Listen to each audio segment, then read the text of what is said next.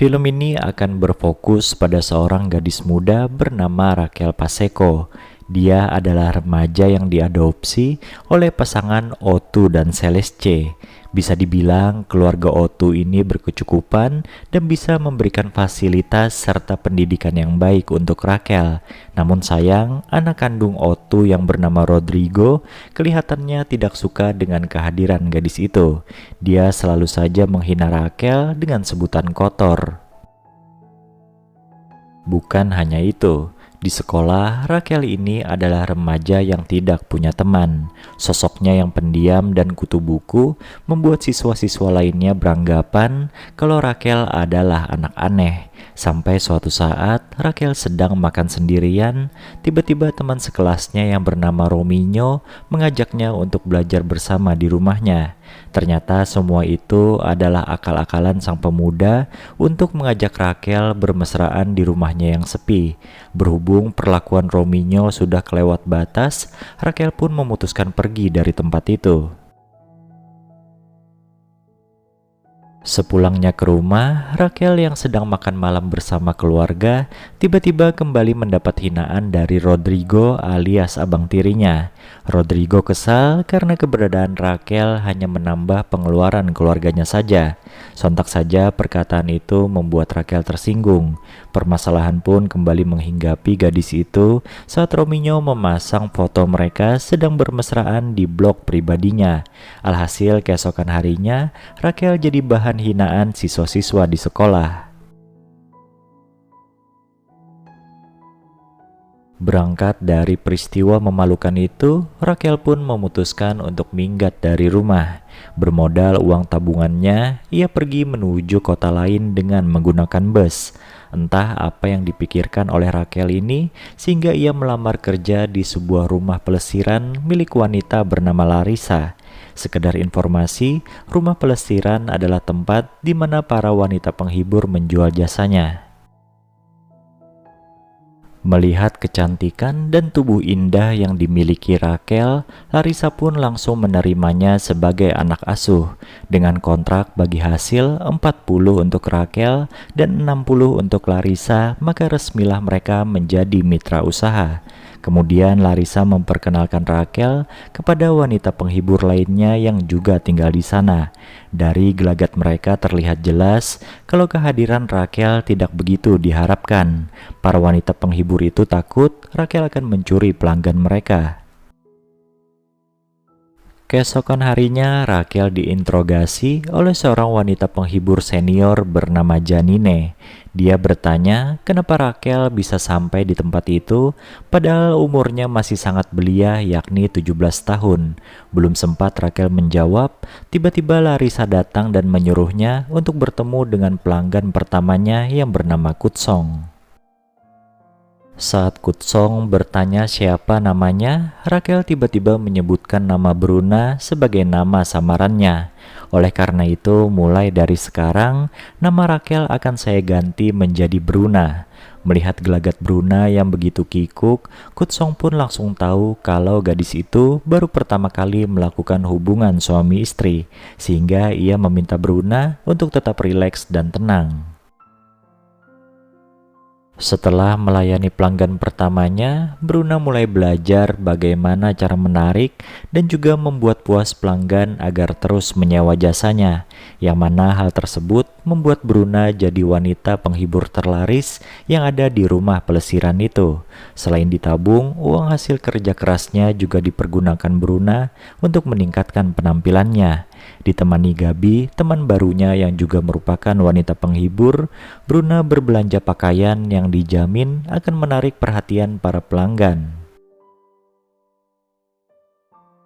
Di belakang Bruna, para senior di rumah pelesiran itu ternyata sering menggunjingkannya. Apalagi setelah satu persatu pelanggan mereka beralih ke gadis itu.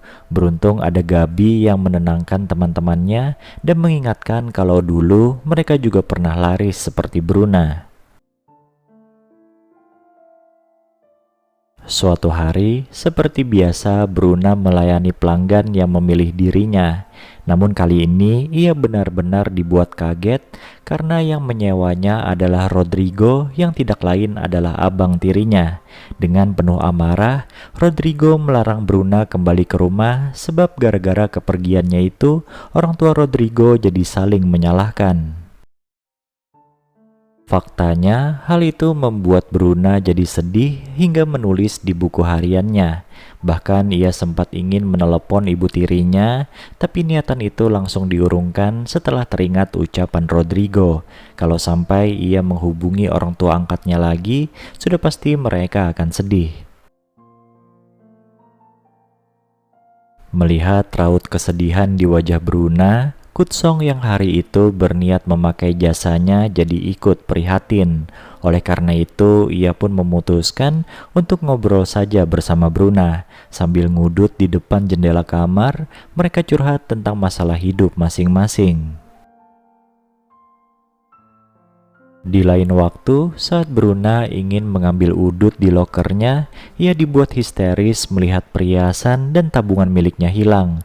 Alhasil Bruna pun marah-marah dan langsung menyalahkan Janine yang dari awal nampak tidak suka padanya. Janine lalu bersumpah kepada Larissa dan Bruna bahwa ia tidak mencuri apapun. Berkat informasi dari Gabi, Bruna mendapatkan satu nama yang diduga kuat telah mencuri barang-barangnya. Tanpa membuang waktu, Bruna pun langsung menginterogasi Kelly, satu-satunya wanita penghibur yang menggunakan obat-obatan terlarang di tempat itu. Setelah didesak habis-habisan, wanita itu akhirnya mengaku kalau ia telah menghabiskan uang Bruna untuk membeli obat.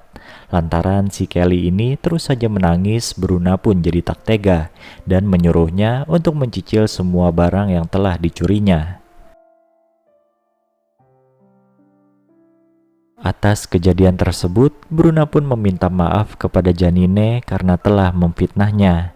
Dia juga mengungkapkan alasannya bekerja di tempat itu semata-mata untuk memperjuangkan hidupnya. Bruna lalu menambahkan kalau ia menghormati semua orang yang bekerja di sana. Mendengar hal itu, Janine yang awalnya benci pada Bruna kini menjadi sahabatnya. Perlahan tapi pasti, Bruna mulai mengambil hati para pelanggannya. Dia rela melakukan apa saja meskipun permintaan mereka aneh-aneh. Ada yang hanya minta diajak ngobrol, bahkan sampai memindahkan barang agar hasratnya terpenuhi. Dari situlah Bruna bisa mendapat pelanggan 30 orang dalam satu minggu. Singkat cerita, Bruna dan teman-temannya datang ke sebuah bar untuk sekedar melepas penat. Di sana Bruna mendapat teman baru bernama Caro yang memperkenalkannya pada obat-obatan terlarang. Karena tidak ingin hidup temannya hancur seperti Kelly, Gabi pun lantas mengajak Bruna pulang. Di perjalanan pulang, mereka dihadang oleh polisi lantaran mengemudi secara ugal-ugalan. Namun berkat keahlian Bruna dalam meluluhkan hati pria, mereka akhirnya tidak jadi ditilang. Suatu hari, Bruna tiba-tiba dipecat oleh Larissa akibat melindungi Kelly, sang pemakai obat-obatan terlarang. Lewat bantuan Caro, kenalannya di bar tempo hari, Bruna bisa membeli apartemen dan merekrut Gabi sebagai asistennya. Berangkat dari hobinya menulis diary di blog internet, Bruna pun jadi terinspirasi untuk memasarkan jasanya di media tersebut. Akhirnya ia menamai blog itu dengan Bruna Surfistinya, yang berarti Bruna si kecil peselancar. Agar lebih menarik minat pelanggan, setiap hari Bruna memposting foto terbarunya di blog tersebut. Dan benar saja, baru beberapa hari berjualan via internet, ia mendapatkan banyak sekali pelanggan. Yang tadinya Bruna hanya wanita penghibur biasa, kini berubah menjadi wanita panggilan paling terkenal di Brazil. Dari para pelanggan, Bruna juga mendapatkan ide-ide cemerlang yang membuat pengunjung blognya jadi tertarik untuk memakai jasanya secara langsung. Dari memasang rating pelanggan mulai 1-10 hingga memakai banyak jenis pakaian agar para pelanggannya terpuaskan. Tentunya dengan syarat mereka harus rela merogoh kocek lebih dalam lagi.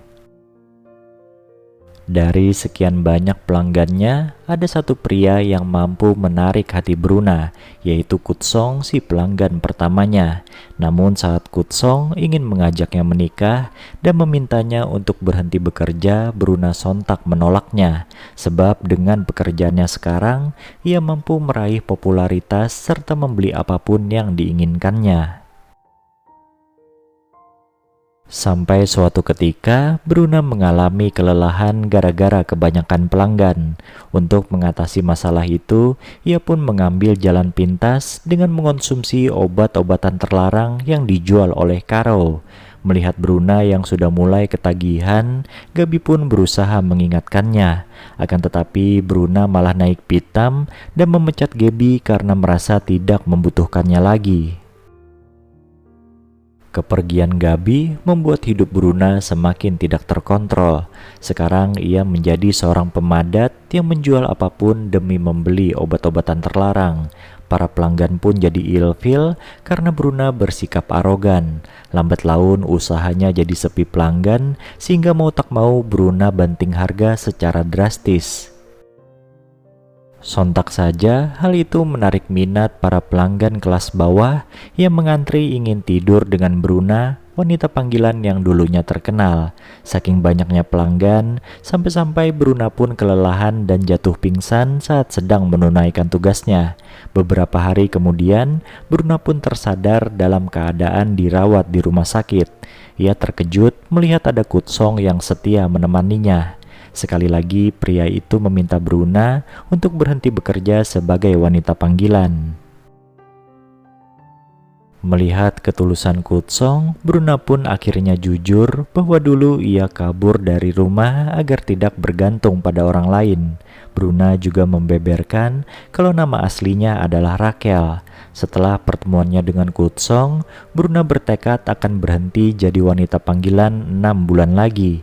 Jadi selama kurun waktu tersebut, ia akan mengumpulkan uang untuk menjamin masa depannya.